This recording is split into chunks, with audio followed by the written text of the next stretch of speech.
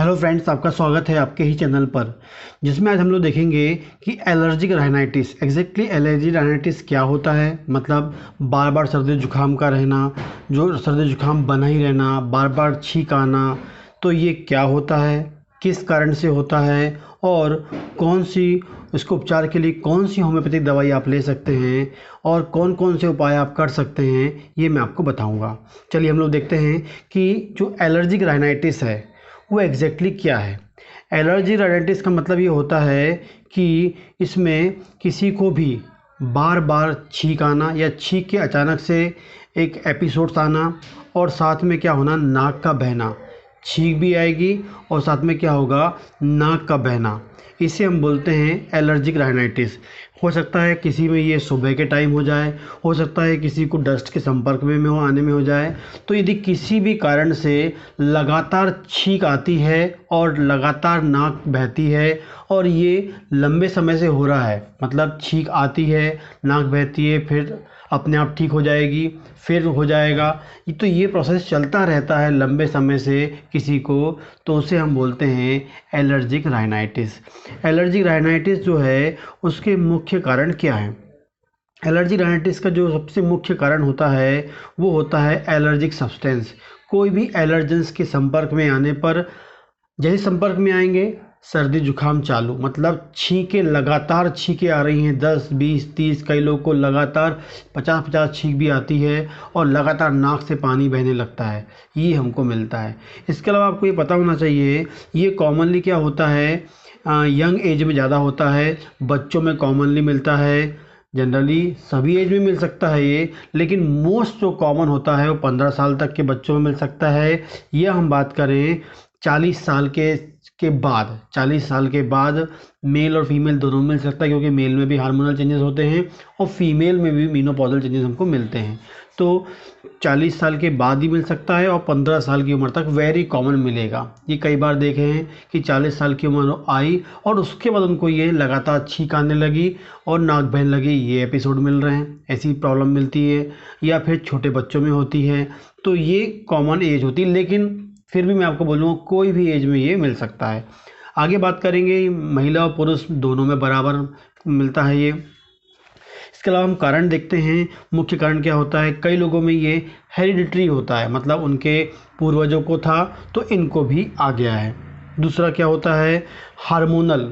कई बार देखा है लड़कियों की बात करेंगे, जैसे वो प्यूबर्टी में, जैसे उसके पीरियड्स उनके आने वाले होते हैं 13 साल 14 साल की एज में, इस जैसे हार्मोनल बदलाव होता है और उनको एलर्जी की प्रॉब्लम आने लगती है, मतलब सर्दी जुकाम, लगातार छींक और नाक बहने वाला ये सिम्टम उनको मिलने लगता है। तो इस एज में कॉमनली मिलता है। कई बार कुछ लेडीज़ को ड्यूरिंग प्रेगनेंसी मिल जाता है, प्रेगनेंसी होती है या प्रेगनेंसी के बाद उनको मिल जाता है। इसके अलावा जो लोग उमस वाला ह्यूमिडिटी वाले एरिया में रहते हैं, जहाँ पर बहुत समुद्र है और धूप के कारण क्या होती है, हमेशा वहाँ पर ह्यूमिडिटी बनी रहती है, ठीक है, हमेशा वातावरण में थोड़ा सा ह्यूमिड कंडीशन बनी होती है, जिसे हम ह्यूमिडिटी बोलते हैं, ठीक है, नमी बनी रहती है वातावरण में। वैसे एरिया में ये तो होता ही है। जिस एरिया में यदि वातावरण में नमी बनी हुई है तो उस एरिया में एलर्जिक, या उस एरिया में जो लोग बाग रहते हैं उनमें एलर्जी होने के चांसेस बहुत ज़्यादा होते हैं।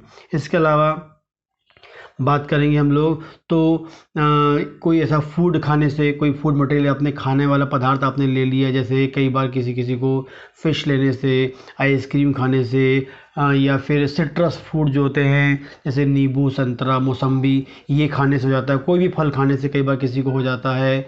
तो कोई भी खाने वाले पदार्थ खाने से भी कई बार किसी को सर्दी जुकाम, लगातार छींक आने लगती है और उसके नाक बहने लगती है। तो ये भी आप आइडेंटिफाई कर पाएंगे तो उसे आप रिमूव कर देंगे तो आपका जो प्रॉब्लम है वो भी ख़त्म हो जाएगी। इसके अलावा बात करेंगे जो कॉस्मेटिक्स होते हैं, कॉस्मेटिक पाउडर होते हैं, कॉस्मेटिक्स में जो सेंट होते हैं, इत्र होता है, ठीक है, और कई बार फेस में कॉस्मेटिक्स अप्लाई किए जाते हैं, तो उनसे भी कई बार जो एलर्जन है नाक के द्वारा अंदर जाता है और लगातार छींक और नाक बहने के लिए वो रिस्पॉन्सिबल होता है। तो कॉस्मेटिक कारण भी हो सकता है कई बार। इसके अलावा बात करेंगे कुछ ड्रग्स होती हैं जो एलर्जी प्रोड्यूस कर सकती हैं, वो ह्यूमन पे डिपेंड करता है। खासकर जो एस्प्रिन नाम की ड्रग होती है जो ब्लड को पतला करने के लिए यूज़ की जाती है, उस ड्रग से भी कई बार कॉमनली मिल जाता है। इसके अलावा बात करते हैं इन्फेक्शन। कई बार क्या होता है, इन्फेक्शन प्रोड्यूस हो जाता है, तो उससे भी कई बार क्या होता है, यदि किसी को बार बार इन्फेक्शन होता है उस कंडीशन, मतलब अपर रेस्पिरेटरी ट्रैक में, यदि नाक वाले रास्ते में, यदि नाक लंग से लेकर नाक वाले रास्ते में यदि बार बार इन्फेक्शन होता है, उनमें भी यही लक्षण मिलते हैं। अचानक से छींक आना चालू हो जाएगी, नाक बहना चालू हो जाएगी, फिर आप ट्रीटमेंट कराते हैं, एंटीबायोटिक्स लेते हैं, फिर ख़त्म हो जाता है फिर वो, तो ऐसा भी कई बार मिलता है। तो ये सब इम्पॉर्टेंट कॉजेज़ हैं, लेकिन सबसे इम्पॉर्टेंट कॉज होता है एलर्जन, जो एलर्जिक प्रोडक्ट जब बॉडी या नाक के संपर्क में आते हैं और वो लगातार छींक और आपका नाक बहना प्रोड्यूस कर देते हैं। तो ये कुछ कॉमन कारण होते हैं, लेकिन इसके लक्षण क्या होते हैं? जब भी ये होगा तो आपको सबसे इम्पॉर्टेंटली क्या होगा, लगातार छींक आएगी, पहली बात। दूसरी, नाक से लगातार इतना पानी बहेगा कि आपको लगेगा कि बिल्कुल नाक से बिल्कुल कोई पानी की धार लग गई, वैसा हो सकता है। तीसरा, आपको क्या होगा, नाक में खुजली होगी, बार बार आपको नाक में खुजली होगी, और जो नाक के जो पोर होते हैं उसके चारों तरफ हो सकता है आपको रेडनेस, क्योंकि बार बार नाक से पानी निकलेगा, आप टच करेंगे तो वहाँ रेडनेस एंड रफनेस आपको मिलेगी।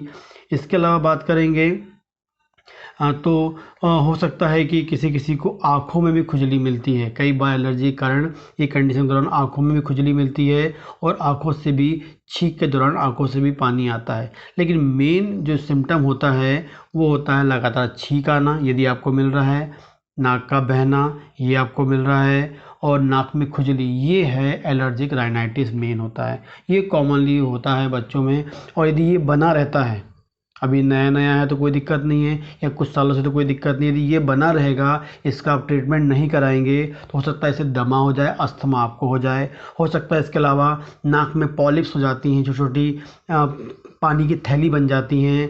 लगातार यदि आपके नाक से पानी बहता रहेगा तो वहाँ पर क्या होगा, इन्फ्लामेशन की प्रोसेस होती रहती है, तो छोटी छोटी थैलियाँ बन जाती हैं, हम पॉलिप्स बोलते हैं, वो हो सकता है जिससे आपको सांस लेने में बहुत तकलीफ हो, अस्थमा हो जाएगा तो सांस लेने में तकलीफ हो। तो ये, लेकिन ये बाद की कंडीशन है, 5 साल बाद, 8 साल बाद, 10 साल बाद ही आपको हो सकता है। लेकिन अभी आपको एक्यूट है तो आपको तुरंत आपको कोई एक होम्योपैथ डॉक्टर से मिलना चाहिए और ट्रीटमेंट कराना चाहिए। इसके अलावा मैं आपको दवाई बताने वाला हूँ, यदि मेरी जो दवाई आपको बताने वाला हूँ, ये दवाई भी आपने लगातार 3 महीने 4 महीने उपयोग कर लिया तो आपकी जो एलर्जी की प्रॉब्लम है, एलर्जी की राइनाइटिस जो आपको है, वो हमेशा के लिए ख़त्म हो जाएगा।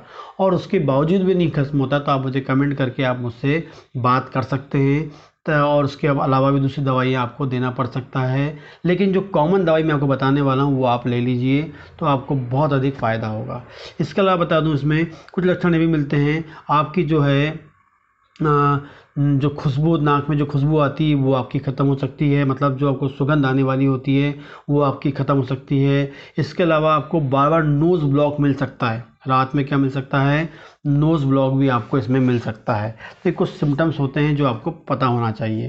तो इसमें जो दवाई होती है, दवाई का नाम है hours आयोड, hours आयोड 3x, hours आयोड 3x आप ले लीजिए। इसकी 2 गोली सुबह, 2 गोली दोपहर, 2 गोली शाम, रोज़ाना आप लीजिए, लगभग 3 महीने आप लीजिए। छोटे बच्चों की बात करेंगे तो 1 गोली सुबह, 1 गोली दोपहर, 1 गोली शाम लगातार आपको लेना है, और कम से कम 3 से 4 महीने आप लीजिए। वाकई आपको इसमें रिजल्ट मिलेगा। जो आप सुबह उठ रहे हैं, उठते साथ आपको छींक चालू हो गई, किसी भी एलर्जन के संपर्क में आया तो छींक चालू हो गई, आपने थोड़ा सा परफ्यूम सूंघ लिया, उड़ते हुए आ गया तो छींक चालू, घर में आपने सब्जी फ्राई कर रहे हैं उसके तड़के से सुगंध आ रही तो उसके आपको छींक आ गई, अगरबत्ती के संपर्क में, इस सब प्रॉब्लम जो होता है जो होगी वो आपकी हमेशा के लिए ख़त्म हो जाएगी। इसके लिए आपको लेना है आर्स आयोड 3x, जिसकी बच्चों में 1-1 गोली सुबह दोपहर शाम, 2-2 गोली सुबह दोपहर शाम लगातार लीजिए। और यदि आपको मालूम है कि इस एलर्जेंस के संपर्क में आने पर आपको प्रॉब्लम होती है तो उसे आपको अवॉइड करना है, ठीक है। लेकिन ये दवाई बॉडी में जाकर आपकी बॉडी में आपके इम्यून सिस्टम्स को एक प्रकार से ऐसा बिल्ड करेगी कि जो एलर्जेंस बॉडी में जा रहा है वो उससे रिएक्ट ना करे, उसको एंटीजन रीड ना करे, ठीक है। वो हमारी बॉडी में जो हमारे लिए सेंसिटिव है उसकी सेंसिटिविटी को क्या करेगी, वो डिक्रीज़ करेगी।